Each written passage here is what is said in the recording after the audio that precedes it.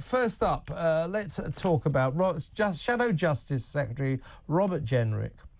Is leading calls, the Tories, to block migrants coming into this country from cultures that he says have medieval attitudes to women. Does he have a point? What is he talking about? I mean, my question is he talking about Muslims? Well, let's speak to, from the New Culture Forum, Senior Fellow there, Philip Kisley. Thanks for joining us, Philip. Hi, Kevin. It's really nice to see you. Good to have you on board.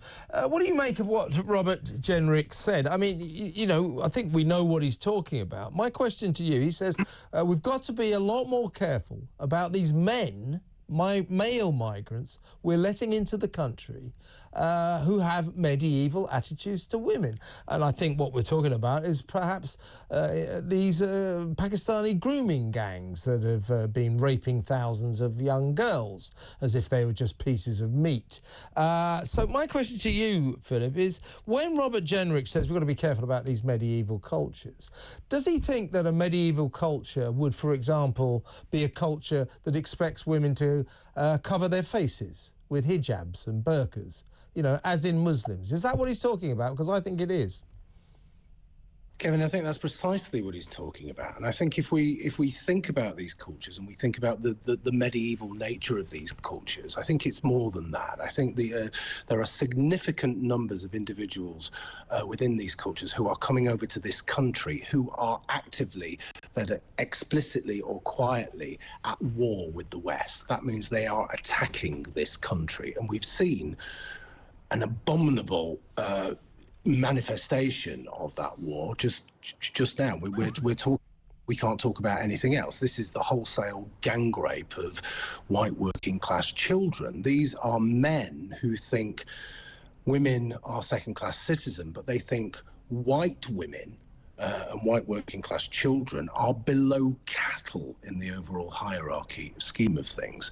So it's great that Robert Jenrick is talking about this, and it's great that he's being robust, but my God, I wish the Tory party had said this 15 years ago. You know, it's all a little bit too late. But we're in a situation where we have incompatible cultures. As I say, if we have a culture that is, we have to remember that we have a common law in this country, not a Sharia law. There are 85 Sharia courts functioning currently in this country. So we have two cultures running concurrently, and they are not compatible. So something needs to be done. And the first thing that needs to be done about that is we need to have an open discussion. Yes, there are lots of Muslims who are against all of this stuff. Yes, there are lots of Muslims who are moderate, but really they don't matter. It's the ones who want to kill us, who want to rape our children. They're the ones we've got to look out for.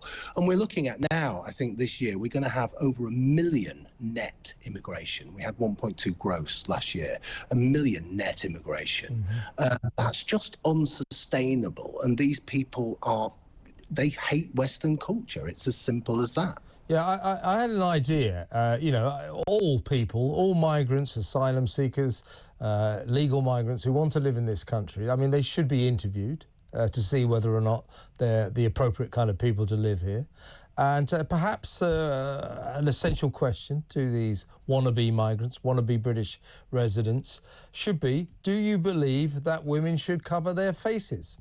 And if the answer is yes, we do decide perhaps that this person is or holds medieval attitudes towards women. Do you see what I mean? And where we're going here with this? Jenrick, you know, I kind of applaud his courage to a certain extent, but we know what he's talking about. But he didn't quite mention Muslims. Now, if we adopt my system, whereby we say, do you believe women should cover their faces? And the answer is yes.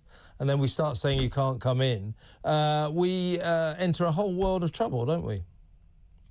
Yes, we do. It's a fundamental test, isn't it? It's an obvious basic test, which is compatible with Western culture. And of course, they will lie and they will say yes, and then they will come in and all of the chaos will ensue. But I think the real problem we've got, Kevin, is the fact that the institutions, the media and the government, who've just blocked the inquiry today, are so captured and so loathe their own culture, so loathe their own heritage, and put every other culture on a pedestal. That's the real problem we've got. So we can't just look to the borders. Of course, we need to absolutely stop mass migration now, tomorrow, put a halt to it. That's it, you know, that's where all the problems are. And Jenrick has mentioned mass migration, which is very good, but we also need to dismantle the whole ideology that has allowed this cancer to fester year on year, decade on decade. And I think we are coming towards some kind of reckoning. We're coming towards the end of an era. It's taken the wholesale rape, as I say, of white working class girls. We're talking about 250,000 possibly children across 50 towns and cities in this country, and still they're blocking it, still they're saying no, still they're saying you're far right if you're concerned about this. People are really waking up. People are incredibly angry, and rightly so. So it's about dismantling all of that kind of stuff. It's about pushing for this inquiry no matter what, and it's about not being frightened of being called racist, and it's about not being frightened of being called Islamophobic. Now, there's just one thing here.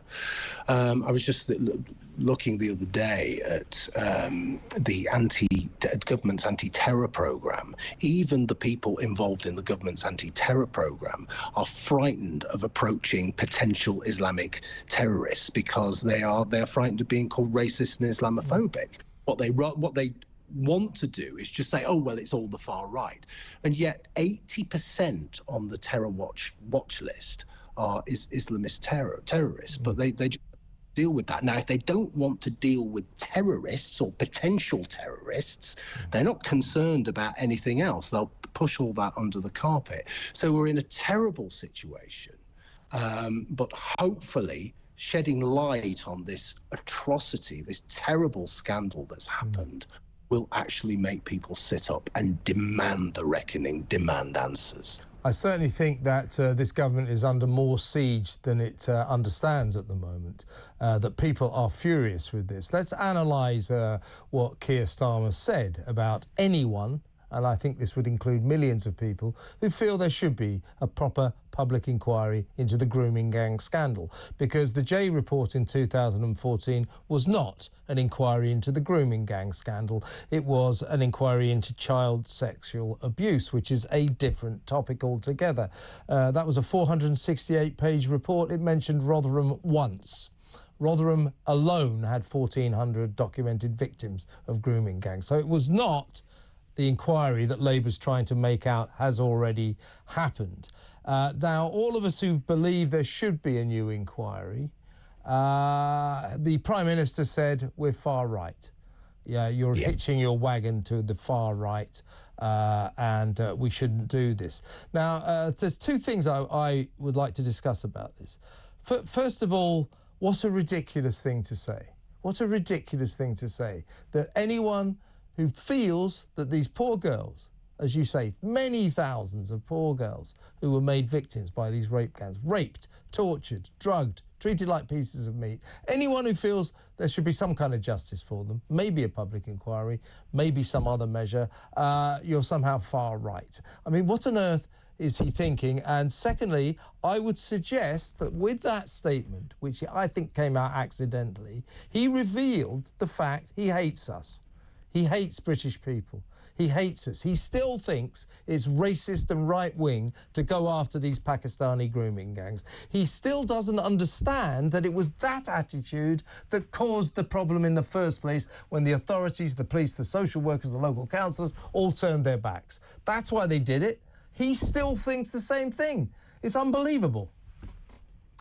Yeah, in a way, it's kind of, you can trace this back, and you can trace it back years and years and years. And I think about the run up to Brexit, and I think about the years after that, and how white working class people were demonized by the left, by the establishment, by the media, by the Labour Party. They were loathed. They were characterized as far right. And the problem we've got, yes, the Islamists hate us, white working class people, and I'm from a white working class background, but also the establishment hates us as well. So it's a kind of double whammy in a way.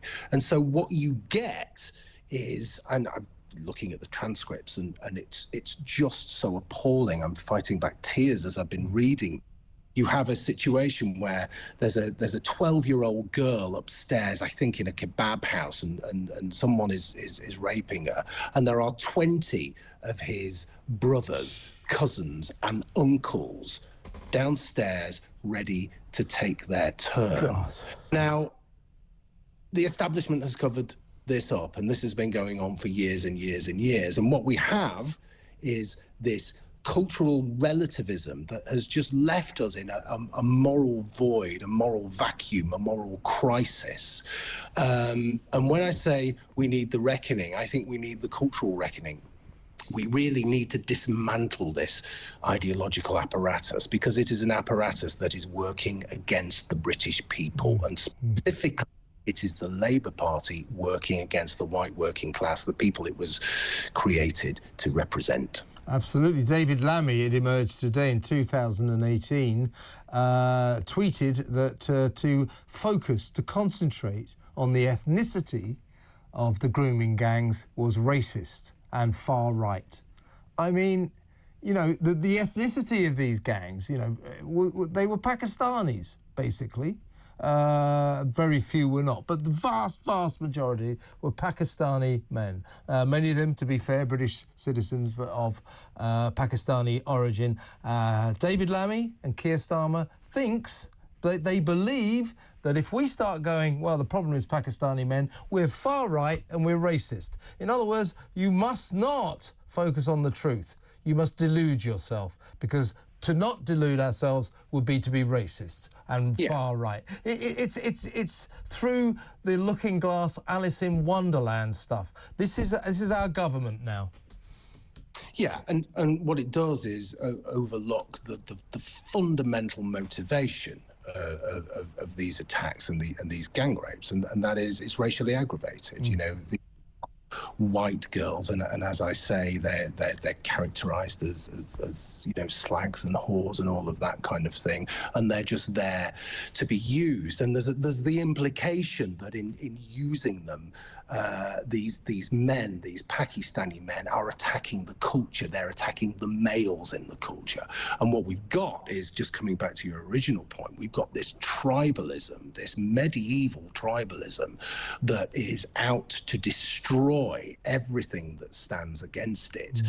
And we've had, what, I don't know, 20, 30 years of mass immigration, which has been welcoming the country, and if you say anything about it, you are racist. Not only are you racist, your job's going to go, your livelihood's going to go, you're going to put your children at risk, you're going to sell your house. This is why people stay quiet. But we've got to break this stranglehold. We've got to banish this culture of fear. And I suppose, in a way, it's up to people like us, and it's up to politicians like Jenrick and Farage and all of those people to say, look, we're taking a lead. This is sensible. We need to dismantle this stuff. We need to take these people on. We need to demand an inquiry. Yeah. If they've got nothing to hide, there's no reason why they shouldn't have an inquiry. But of course, we all know they've got something to hide. We all know that the inquiry is the last thing that they will allow to happen. But people are just sick of this, sick to the back of this. And I would encourage anybody to go and read those transcripts. Absolutely, they are very, very harrowing. To go back to the original point, I think that we have allowed what some people might call a medieval culture to come into this country in great numbers. Now, it's important to stress the vast majority of Muslims are like you, me and anyone else. They're just trying to get by, put a roof over their heads, feed their kids. They're not extremists. The problem with the Muslim community, like so many communities, there's always a small, very noisy caucus that tends to lead that community and to cause the problems. So that's what we're talking about. We're talking about, if you like, the extremists, those who want Sharia law, those who fully support, you know, women covering themselves head to foot because they must not be looked upon by craven men and all this nonsense. Those are the people who are the problem. And they're so noisy that they terrify our government. They terrify people like Starmer and Lammy. And I bet we're going to have to go in a second, Philip. But I think what we're talking about here is that the problems that caused or allowed the grooming gang scandal to prosper and to continue, in other words, angst-ridden middle-class white people thinking I must not be accused of racism, I must not be accused of Islamophobia, that still proliferates among our political elite, particularly this Labour government. So we have a big problem. We have a huge problem. It does proliferate. You have to think to yourself, if the industrial scale gang rape of little children doesn't wake these people up, doesn't make them say, sorry, we were wrong, our worldview was completely wrong, then nothing will. That's the thing that really worries me. That's the thing that really bothers me. And the future, in one sense, looks a little bit grim, but it also looks grim for them because people, I say, are just fed up of this and they want to change. Yeah, and I think that the one solace we can take from this grim situation is I do think the public mood is so angry now that Starmer and the gang are beginning to listen. Even Jess Phillips today, who's been blocking this inquiry, she so cares for vulnerable children, she's blocking this inquiry, softened her stance and said, well, it may be we do need an inquiry. So if we can take any solace from it, it is that the level of public anger over this may persuade even Starmer and Lammy and the gang to do something about it. Let's stay optimistic about that, shall we? Philip, what a joy to have you on the show. Come on again very soon. That was Philip Kilsley there. What do you think about what he was saying? Let me know. 0344 499 1000. First timer on this show. He's going to be on it again, I'll tell you that. Senior fellow at the New Culture Forum.